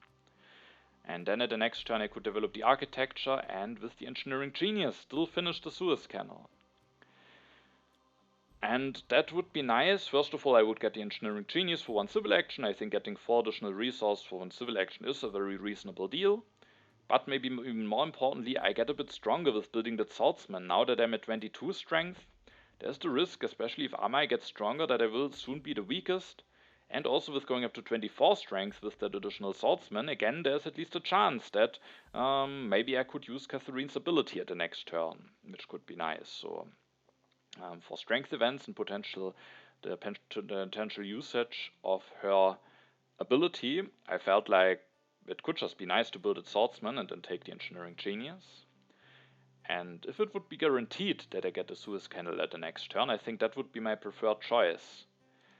The problem is, Ching, it could certainly be that the colony is revealed here, or that he has a very strong one in hand, and that here's one coming, and it could be that maybe he goes for the Suez Canal himself, especially because thanks to being able to develop the architecture for free with Newton, he could just take and finish the Suez Canal as well. So I thought it is possible that he will go for the Suez Canal, and he is maybe even more inclined to go for the Suez Canal when I take the engineering genius, clearly signaling that I have a colony that I want to go for the Suez Canal. And if he takes the Suez Canal away from me, then having spent a civil action to take the engineering genius starts to be a bit awkward. Maybe I can just go for the Harvard College. Maybe I could still use the engineering genius nicely, but if I end up just maybe wasting it or using it for an H3 one, that would not be that great. And I have a solid amount of civil actions, but with H3 starting soon, I could really regret having spent a civil action, something that doesn't do anything for me.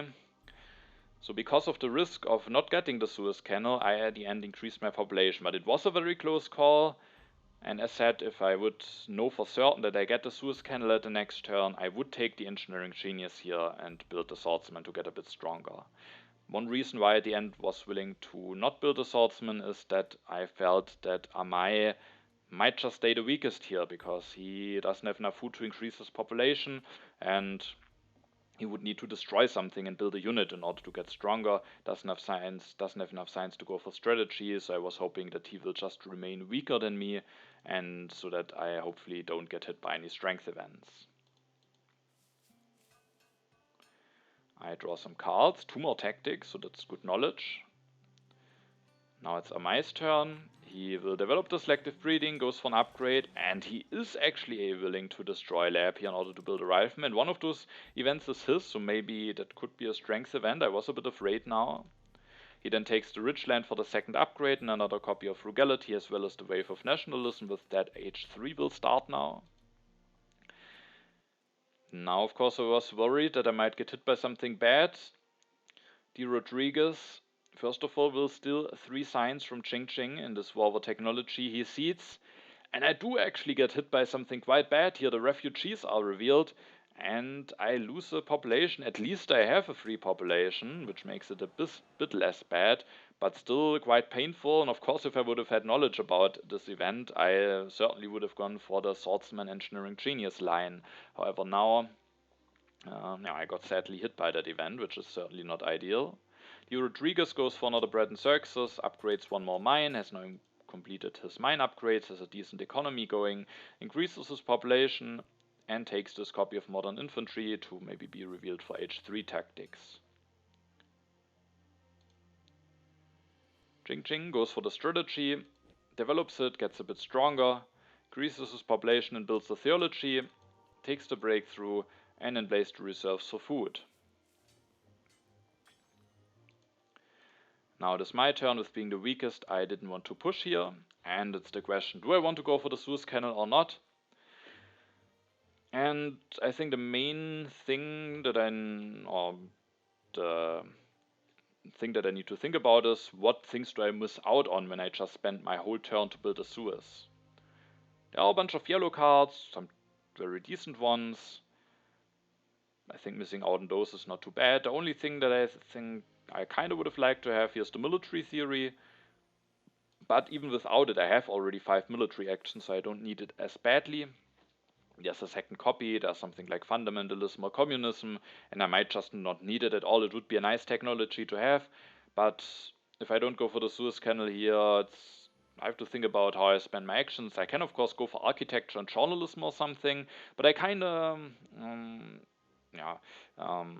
it would be a bit of a commitment. I was not going for journalism, and now getting the developed territory can a lot easier go into an H3 government form, and I will go up to 11 resource production, so it just felt still, even though it's a bit late, still very strong to go for the Suez here. So I take the Suez, develop the architecture, finish the Suez Canal, get the developed territory, have now also even more blue tokens which might be useful, get 5 signs which is extremely useful, meaning that I have enough to go for any H3 government form. And so I felt like with going up to that very big production, giving me a clear advantage in that area over my opponents, plus having enough actions and hopefully science to do something with it, as well as the population, just felt very nicely. Now I can at the next turn maybe start going for journalisms with being backed up by that extremely good resource production. I also was very pleased to see my first H3 drive, already 2 wars available, and especially if I should get air forces, I might very well be in a position to go for some wars. And I also have an impact of science, meaning if I might get one of those many science leaders, maybe with computers, multimedia, or even just a journalism that I have in hand, I also have already a good impact that I might be able to work with. Amaj takes that copy of military theory, which I think makes sense. He takes the cannons, upgrades the second farm, takes the military build-up, and develops the opera for only 4 science thanks to Antoni Gaudi. Drodriguez seats an event. I again am the weakest, so I was worried, but this time I don't get hit by a strength event. Still not an ideal event for me. I only get 1 food out of the prosperity, but it's not too bad. Drodriguez goes for the computers. He has Nobel. There will be Nobel prizes at some point, and there are quite a bunch of synergies for those computers, so I think that makes sense and improves his economy. And we will also see that one of those synergizing leaders is coming down the row after his turn. Bill Gates, so it will be interesting to see if Drodriguez will be able to get Bill Gates. Jing seats, and sadly the Cold War is revealed, which I miss out on. A bit unfortunate, because the next turn I will actually get the strongest, but yeah, I was now the weakest for a while. I also did get a bit punished, but with the refugees, so now with the Cold War, so a bit unfortunate, but that is what can happen if you don't prioritize getting stronger. Jing has those journalisms in hand, but now has even the multimedias to improve his position, can develop that for free with Newton, gets a very big science boost from +5 to +10 with building 1, also goes up to 6 culture production, and takes the democracy that he might be able to develop soon, so he is certainly building up something strong here. And now that we are at the beginning of H3, he will also copy to the classic army tactic, making him the strongest. We can now at the beginning of H3 take a look at the overview. And overall, I was quite happy about my position. I think overall the count of the civil actions is very similar, but I have just by far the biggest resource production. I don't have the biggest science production, but a decent amount of science saved up. And culture-wise, I'm not too much behind. Amaj is at the moment running a bit away with the culture, has maybe the ability to build an opera soon to get even more culture production, has the military theory and the military build-up, as well as the wave of nationalism to protect himself. So his position is not bad. He could be in a position, if he plays it carefully, to run away with the culture and just defend himself. Jing has also decent culture production, a bit less than Amaj, but his economy is maybe stronger because of this big science production, having Newton for additional actions, soon getting the democracy. His weakness is that he doesn't have the most population. His military units are somewhat inefficient. I mean, he can go for 1 more night, but he already needs to destroy something for that. I guess developing the organized religion could be a very legitimate option for him at some point. So I think he has a very solid position. Drodriguez suffered from very bad events early on when he lost some population, but he recovered quite nicely. But he is still quite a bit behind in culture, so that is problematic, but with the right impacts he might be able to catch up. And I think one very big thing that will decide on how strong his position is whether he will get Bill Gates at the next turn. If he gets Gates very early, I do think that gives him a very big boost. Without Bill Gates, he's still in a position to make a comeback, but it gets a bit more challenging to overcome the culture gap because all of his opponents have more culture and still something very solid ongoing. It is my turn. I don't want to use my politics phase while being the weakest, and this turn I will also go from weakest to strongest with building a swordsman and a cannon, going up to 33 strength. So because of that I was a bit annoyed by getting hit by the Cold War, and also because it really would have been very useful for me to have the additional science, because one turn that I was contemplating about was to go for the democracy, just take and develop it, go up to 9 actions, get more culture production, and that could just be quite strong, with the big downside that I go down to 1 + 4 I thought about then building an additional HA lab to at least have 6 science to maybe then go into journalism at the next turn, but it just felt a bit awkward. And I maybe would have still gone for it if only I wouldn't have drawn those 2 wars. With those 2 wars already drawn that early, which is quite a bit lucky to be honest, and actually the ability to take the air forces, I think that is just something that I have to go for here. I take the air forces, I also take the military theory. In 2 turns I will be able to develop both of those technologies, and then I could just increase my population, but I actually also decided to grab the patriotism. The 4 resources in the 1 military action might still end up being very useful, and getting such a card for 1 civil action normally is quite nice. Now I am in a bit of a civil action debt, but I can just take that one now and at the next turn then just increase my population a bunch of times and then maybe don't take any yellow card, but I don't know if such a useful yellow card will be available for me, so at the end I was willing to take it, and my plan was relatively clear to just go for maybe even a war the next turn. I can declare war and go for 2 air forces. Sadly I'm missing 1 science to go for both air forces and military theory. And then at the turn after I maybe can go for another army even and go for the military theory, so I felt like I have just all of the ingredients for a good military push here, and my opponents might not be well enough prepared to defend against it. I draw some cards, I even draw a 3rd war and an aggression, so Vlada is really gifting me the cards here. Amai Seeds, the immigration is revealed, no one gets hit by that. I was hoping that Amai might take Bill Gates away, but with only 1 lab, I was not really confident about it.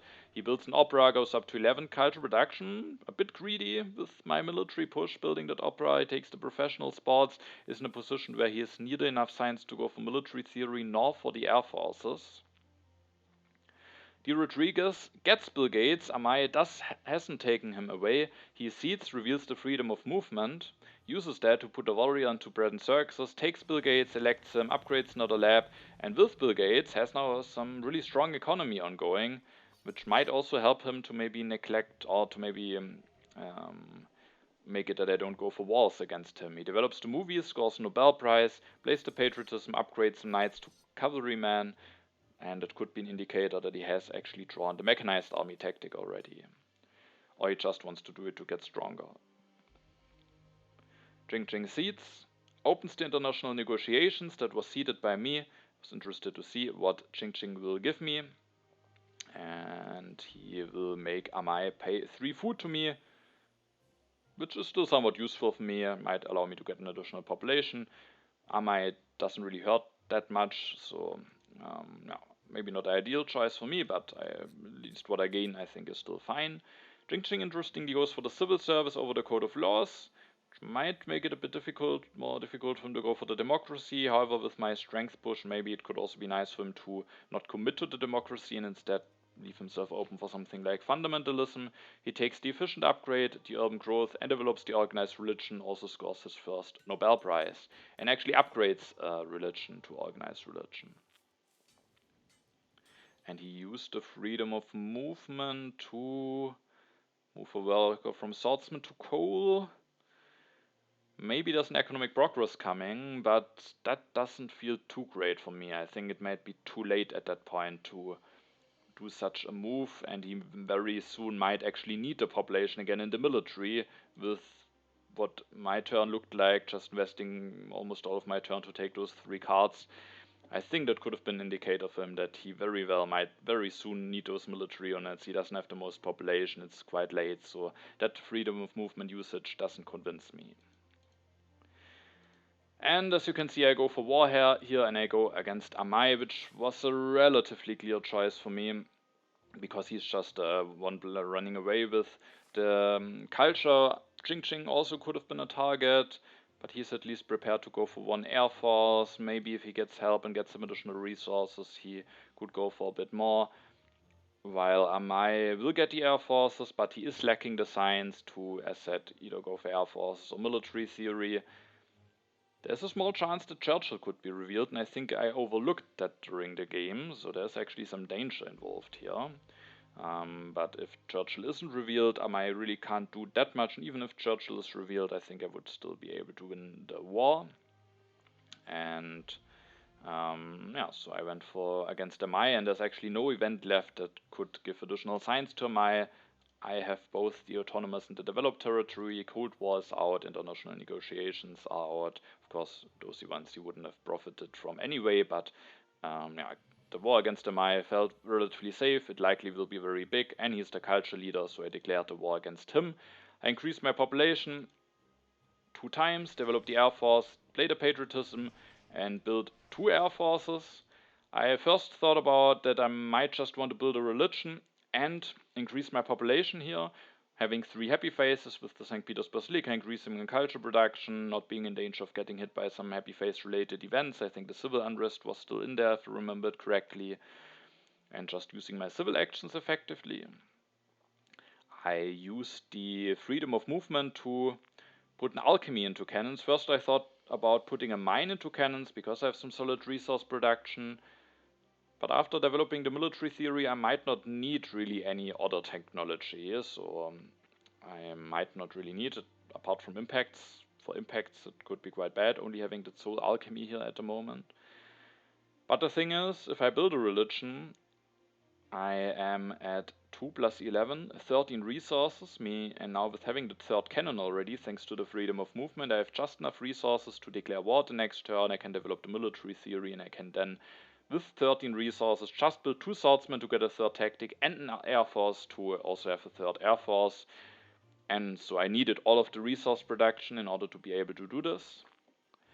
However, at the end I didn't go for just increasing my population and building a religion, and instead I took the reserves, meaning with the additional resources from the reserves I could have now even put a mine into cannons and kept the alchemy, but my plan was not to use the reserves for resources but rather for food, because despite getting the 3 additional food from the international negotiations, if I want to go for a 3rd army with air forces, I will have to destroy something, and the reserves will just make it that I have to destroy 1 thing less.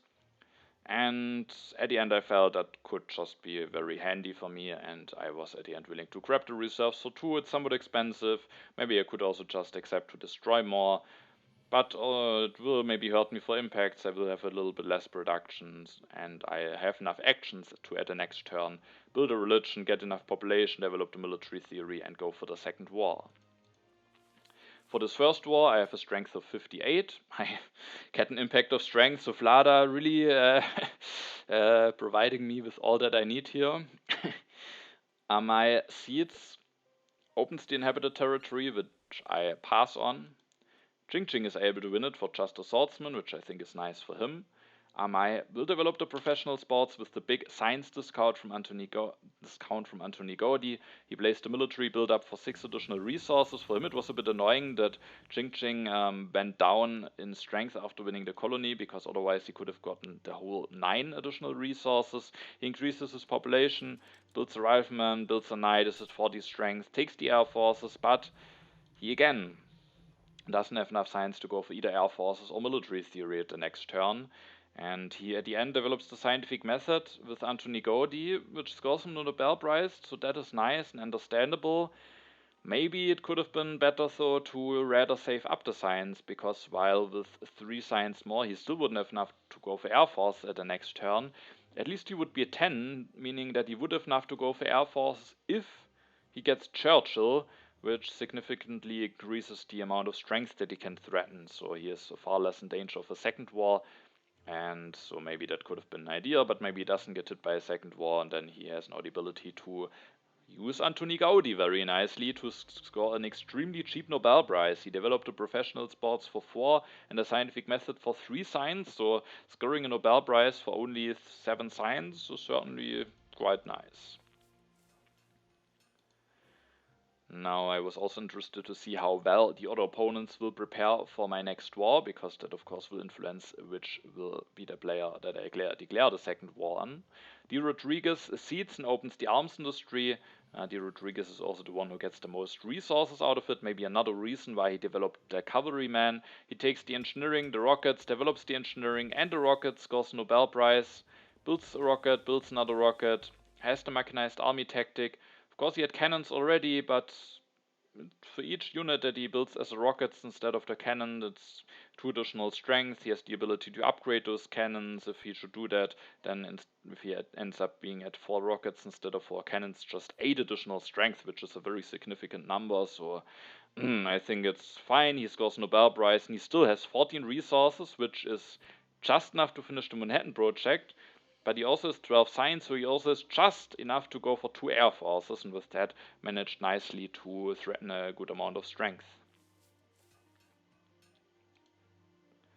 Now it's Jing's turn. He increases his population, builds a swordsman, builds another knight, is now at 37 strength. Plays the revolutionary idea in order to go for the fundamentalism, and then goes for the reserves and another copy of reserves. And same as for Amai, I think he might neglect Churchill here. I mean, it's a tough choice, and maybe there isn't an ideal solution for him. I guess he could take the 1 reserve. I think maybe he should have just taken and elected Churchill instead of taking that 2nd copy of reserves, because with having Churchill and still that 1 copy of reserves, he has enough science to threaten to go for air forces, and enough resource to go for 2 air forces, and it again, same as for Amai, could increase the strength that he is threatening by quite a bit, and also would make it that he scores immediately a bit of culture. So, wait. wait. Of course he would then lose the science production from from Newton, but I guess can he take Churchill just in hand? I guess he could. Maybe a bit tricky to then use the last civil action, so he doesn't get the culture, but he could keep Newton. Maybe it's a bit tricky with the hand space, but actually not, because it costs 3, so he could just take it instead of that reserve. So I think maybe that could have been better in order to maximize the amount of strength that he is threatening. Of course, at my turn, I don't know, maybe he could still get Churchill and air forces, but he is just more threatening if he has him already in hand for certain, then he can't be taken away by Amai or something. So at my turn, I now needed to decide which will be the player that I declare war against. And it was a close choice between Jing and Amai. Drodriguez with being able to go for 2 air forces, and we will soon see that actually the copy of air force will already be revealed, so I know for certain that he will get air forces if he needs them. He's just the best prepared, and at the moment also still behind in culture. I will now steal some culture from Amai, and I don't sacrifice, and that makes it that Amai and Jing are actually very close in culture, and both of them also are very close in what they are threatening to potentially defend. And you will already see my choice, I think, as soon as I click OK here. So in order to be able to move around on the different screens again, will now click OK and already spoil which will be the war target, and the war target is actually Jing here. It was a very close call. As you can see, they are extremely close in culture. Amai can't go for air forces, could potentially go for another classic army tactic. Oh no, can't, because he doesn't have enough military action, so he is certainly restrained in what he can do here.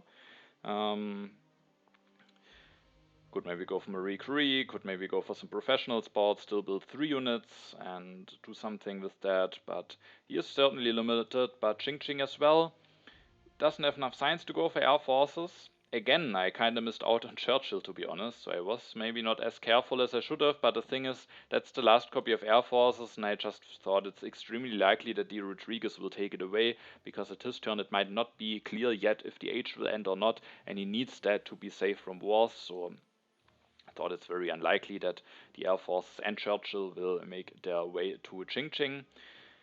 And with that, he could go for another classic army, but that's not as much. It would require him a lot of distractions. Instead, maybe he would rather like to go for modern infantry or tanks or something. However, it was not his strength that was the main reason for me to go for war against him, but rather that he's playing in last position, and with that, he is the one who will decide on whether the game will continue or not.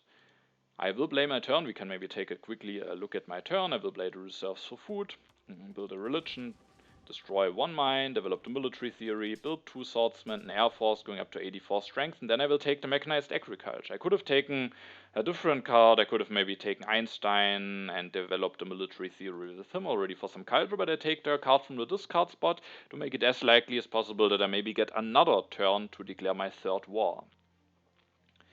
And with taking no card, it's maybe also a sign that I have a third war.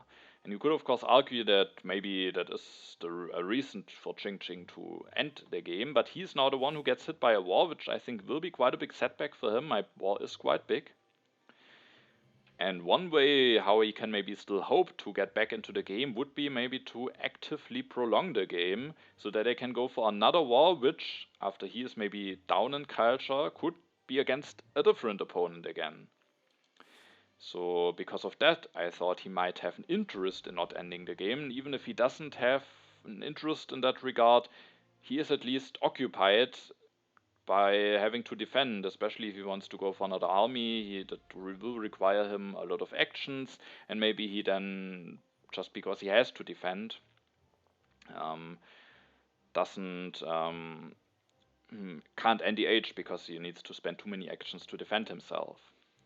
And if I declare war against Amai, then I think Ching, with me threatening to go for another war and with Amai being the target, I think he's just so much inclined to NDH and not risk to get hit by a war himself.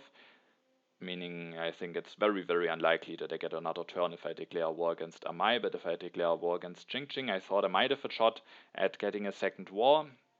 Of course, Ching might be the one who misses out in the air forces, so he might feel he could still end up being the most vulnerable for a third war.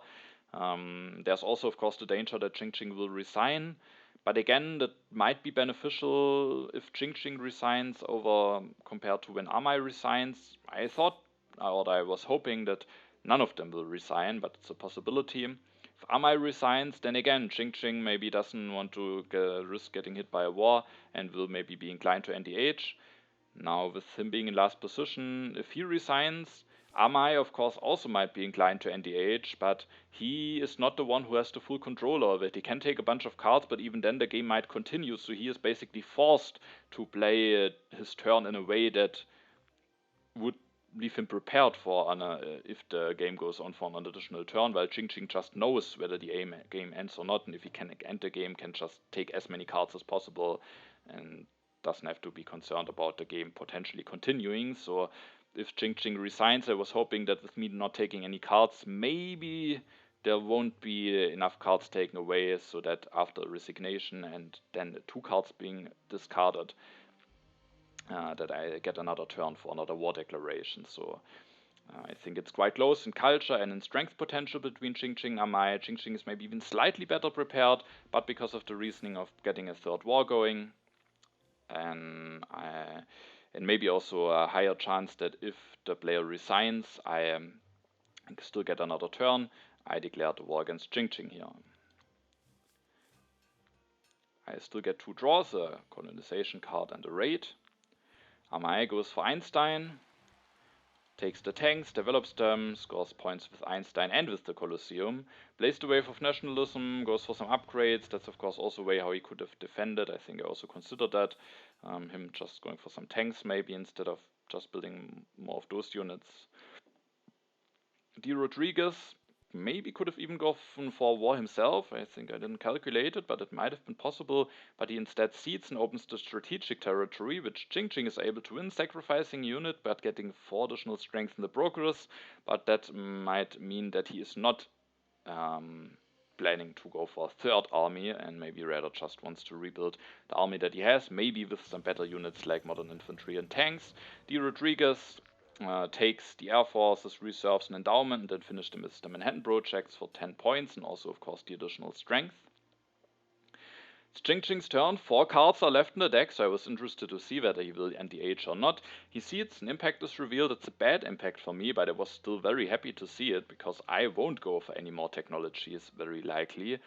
So if that impact would have been revealed later, that could have been quite a bit bigger for my opponents. And I was somewhat worried that especially drodriguez with his Bill Gates setup could be in a position with the right impacts to overtake me, especially if the age should now end, especially if maybe Ching would resign. But now if he would resign, the game would actually continue.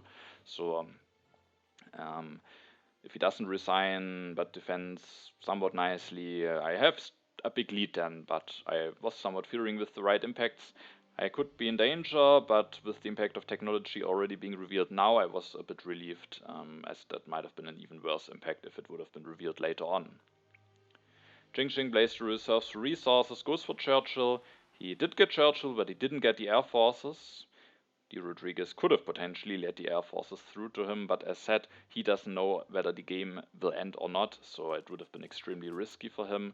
Jing goes for the modern infantry, upgrades some, and then after playing this next reserves, he can also destroy something to go for another modern infantry. Is now at 59 strength, and as you can see, with taking the revolutionary idea, he is actually ending the age, which surprised me a little bit, because he will now just lose a bunch of culture, and I do think his best hope might be that I have a third war. Of course, that I have three wars is quite lucky, and maybe he thought I might not have a war, but even then maybe an additional turn could have been beneficial for him. And maybe he was afraid of his strength potential, but despite not having air forces, he's already at 59 strength compared to Amai's 46, so despite Amai being in a position to go for 2 air forces now, I think Jing has a similar amount of strength, because especially with Churchill, he has 13 resources, so if he wanted to, he could just build another army with those cheap units, and then I think he has at least a very equal amount of strength that he can threaten. Compared to Amai, but Amai has now more culture, so I do think if the game would have continued, I likely would have gone for the third war against Amai again. So I was a bit surprised to see Jing ending the game, and with one less war, maybe there are still ways how I could actually be overtaken. But still, I will steal now quite a bunch of culture. Now that it's my last war, will also decide to sacrifice an air force to even go up to 89 strength, stealing 35 culture, getting 3 culture for sacrificing. Then for my seed, for my politics phase, I will not seed the impact of strength, because I will disband some of those units to prepare for other impacts and get a bit of more culture production. And because of that, I went for the art intervention against Amai, just because the aggression is guaranteed against him. I was now actually the most afraid of drodriguez. Generally, I was relatively confident that I might win, but if someone could overtake me, I thought it might be drodriguez.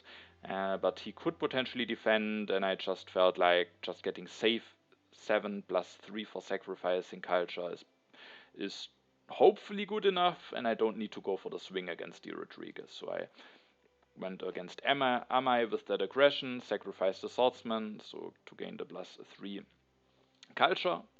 My turn, I will then increase my population, build a religion, build another religion, build an alchemy. I did consider to just build an HA lab, then I would have 2 resources left over. I could disband another thing to build an HA farm, which would give me some points for impact of agriculture, of course, but more importantly for impact of harmony. But I don't want to destroy even more, as I then would be weaker. And I could not sacrifice the unit to the aggression, but that would cost me 3 culture, and I don't even know if the impact of harmony is in there. So at the end, I just went for the alchemy, which at least gives me +1 for the impact of architecture. Go for Marie Curie, mainly just for the 1 culture. And I take the rockets. I considered if I need to take internet away, which is a wonder that drodriguez can finish, but it's only 13 for him. If it's available for him, he might go for it, but he can also just build 2 movies, which is only 5 culture less. If he has some impacts, he might even do something different, which is even better than for him. So I felt like I don't need to take the internet away here, especially because it might actually be taken away by Amai anyway. Amai seeds, the impact revealed is the impact of variety. As you can see, I have now quite a big lead, and the impact of variety is actually a very fine impact for me. Amai goes for the revolutionary idea, develops the military theory, takes the internet, probably just as a denial, and then goes for some upgrades from knights to tanks, also from a lab to a scientific method. Drodriguez seeds and opens the impact of competition. Funnily, even though I was the aggressor here, now I'm the worst one in the impact of competition, especially Amai with his arenas will get quite a bit out of this impact. Drodriguez goes for the satellites, the air forces, goes a Nobel Prize, builds a movie, builds a farm, and ends his turn. Him building that farm could be an indicator towards impact of harmony. Jing seeds opens the impact of government, plus 21 for me, plus 20 for Amai, plus 19 for Drodriguez, and plus 23 for Jing. He destroys a mine, builds a multimedia, increases his culture production, develops the computers, goes for an upgrade, has now even more science production. Did overtake Amai for the impact of science, so he might be hoping for that to be in there, but I have it in hand. He then takes the professional sports, the urban growth, and the patriotism. Uses Churchill to score some culture, and then before the final impacts, I have quite a big lead, and Drodriguez will get the Bill Gates bonus, might have some good impacts, but he needs to catch up a lot, so that will be a very tough thing for him to do. Between my opponents, it's relatively close. Jing is a bit behind, but not that much behind that a comeback would be impossible. And so let's see what the final impact will have to say. First one is the impact of progress, a solid one for me. A very good one for Drodriguez, who manages to overtake Amai, and Jing also catches up nicely to Amai here and might be able to do a bit of a comeback. Next one is the impact of population, plus 14 for me, plus 16 for Drodriguez, plus 14 for Amai, plus 14 for Jing, so not a lot of changes with that impact. More changes with the impact of culture, it's a good one for me, bad for Drodriguez, and really good for Jing, who is now only 6 points behind the Amai and 7 behind Drodriguez, who of course will still get the Bill Gates bonus. Then there's the impact of harmony, which is good for Drodriguez. Him building that farm was a bit of an indicator that it might be in there. It doesn't allow Jing to catch up further. Then there's the impact of agriculture. Drodriguez gets a bit of additional culture because of the farm that he built, but overall its impact it doesn't change too much. Now there's one impact left. Let's see if there's still a change, if maybe Jing manages to overtake Amai, or if Amai maybe gets a really good one. It's the impact of colonies, plus 9 for me, plus 6 for Jing, so he actually catches up again quite a bit to Amai, but sadly for him it's just barely not enough to overtake Amai, and he stays at the last position. I'm at the end able to win this game, Drodriguez finishes second. So yeah, at the end, a nice win for me. I'm of course very happy to start this new year's World Championship with a win. But to be honest, I think also a lot of stuff went my way. I think I had a strong start generally, and then a solid position going to H3, but then I just got 2 wars with my first 3 draws, and then the Air Forces, and another war. And I think that just was, of course, some extremely good draws, and really made it quite easy for me in H3 to convert my position into a win. I mean, my position was quite nice nonetheless with my 11th resource production. Maybe I would have found a peaceful way to also compete, but it could have been a bit more challenging, and maybe Amai with Anthony Gaudi could have just run away with the culture potentially. Maybe Drodriguez with Bill Gates could have been in a good enough position to do something. So certainly things might have gone differently, but with the Michi Castle and the railroad, I also was nicely prepared for the military, so it was not unlikely that I might be able to go for a war at some point. And another thing that I think helped me a lot was to win those strong colonies for cheap. The vast territory and the autonomous territory I both got for 1 unit, and that is just something that you ideally shouldn't allow your opponents to get that cheaply. As you know from me, I often am willing to raise the price quite a bit, often even maybe take a risk and bit more than I would actually like to spend, which can backfire, but I do think that you shouldn't. Of course, in a 4-player game you can't do too much to just prevent one opponent from getting something, but that I think really helped me. and put me into a stronger position. And when I then got that Suez Canal, I felt like things are looking good, but without the wars, could have been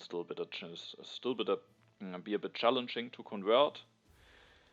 Jing ended the game after getting hit by the wall, which I was surprised to see, but he still almost didn't lose the game, so maybe he just felt like he has some decent chances, maybe was afraid that I would choose him again, or that if I don't have a war, maybe he didn't like his chances then.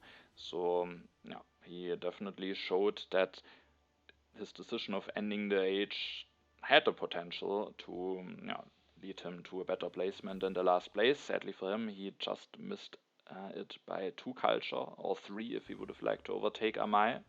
Drodriguez early in the game got hit quite heavily by some population losses, and maybe at that point was a bit behind, but here we of course again have seen what Bill Gates can do, and him being a bit behind culture, of course, also made him a less attractive war target for me. But also, even if he would have had a bit more culture, he just was the best prepared. And with that, I think just not a good war target for me. And with not getting hit by any war, he at the end actually finished second. Alright, with that, we are at the end of the game. It's the only game finished so far, so we don't have to take a look at the standings. I hope you are excited for the New Year's World Championship to start, or at least my involvement in it to start, and to be able to see some games from my group. And yeah, I will show the other 4-player game soon, and afterwards we will take a look at the second half of the Intermezzo Championship season, before we then will continue with the World Championship games. Alright, with that I say thanks for watching, have a nice time, and see you in the next video.